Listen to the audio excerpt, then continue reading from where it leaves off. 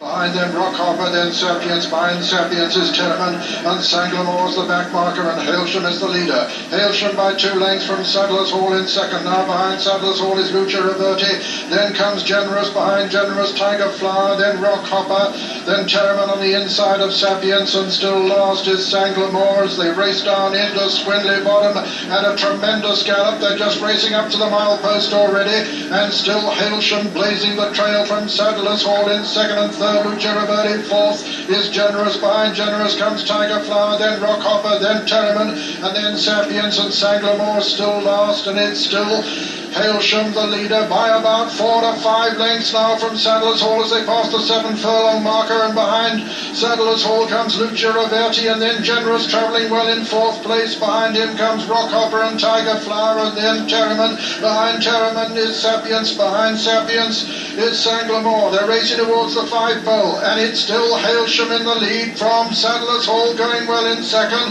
Then comes Lucia Reverti, then Generous going smoothly on the outside. Tiger Flower improving on the inner, then comes Rockhopper, then Terriman, then Sapiens, and then Sanglamore. And Lester Piggott has taken over now on Sadler's Hall as they've got 3.5 furlongs to run. Sadler's Hall is the leader from Lucia Reverti, with Generous moving into 3rd place, then Tiger Flower. Rockhopper making ground towards the outside. Sanglamore's moving into a challenging position. Just in behind them comes Sapiens and Terriman. As they turn into the home stretch, it's Lester Piggott on Sadler's Hall in the lead from the favourite Generous. Generous coming to tackle Sadler's Hall. The 3-year-old takes it up now, and it's the 3-year-old Generous who stormed into the lead from Sadler's Hall. Rockhopper and Sanglamore throwing down a challenge now towards the near 5, but Generous has the clear advantage as they come down to the furlong pool. Generous from Sanglamore in second, then comes Rockhopper as they race up towards the line. Generous is going to win the King George the Second Queen Elizabeth Diamond Stakes in terrific style. He races towards the line. 5, 6 lengths clear. Generous has won it. Being eased up. Sanglamore is second. Rockhopper is third. 4th is Terriman. 5 Sapiens. 6 Sadler's Hall. 7 behind him came Lucia Reverti, then Tiger Flower, and last was Hailsham. And so the result of the 1991 King George VI and Queen Elizabeth Diamond Stakes is first, number 8, Generous, owned by Prince Fahd Salman, trained by Paul Cole, his first ever runner in the race, ridden by Alan Munro, his first ever ride in the race. Second was number 3, Sanglamore, owned by Mr. Khalid Abdallah, trained by Roger Charlton and ridden by Pat Edery. And third was number 2, Rockhopper, owned by Sheikh Maktoum El Maktoum, trained by Michael Stout and ridden by Bruce Raymond. Fourth was number 5, Terriman. This is the winner, the undisputed champion of his generation and of the previous generation as well. He becomes the 6th horse to complete the great Derby double, the Derby proper, the Irish Derby, and the King George.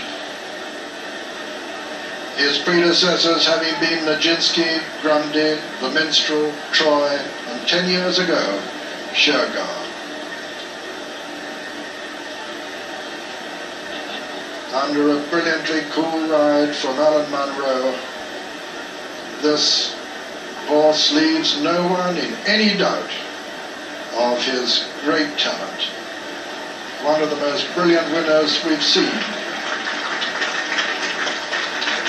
of this 41st running in this great all-age championship.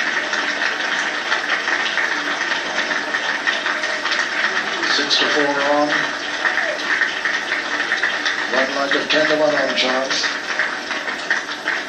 Alan Munro touches his cap in acknowledgement to the crowd, the enormous crowd here, who've relished seeing a very good horse.